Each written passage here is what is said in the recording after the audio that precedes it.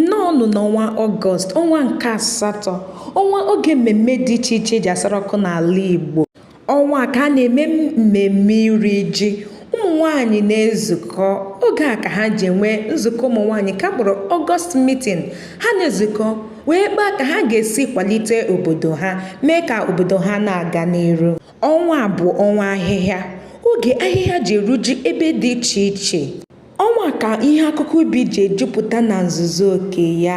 Ihe dịka ji, ede, ọkwụrụ, ube, ọka na akụkụ ubi ndị ọzọ na-ejupụta ebe dum. Ndị nchọcha chọpụtakwara na ọnwa a ka a na-amụ ọtụtụ ụmụ.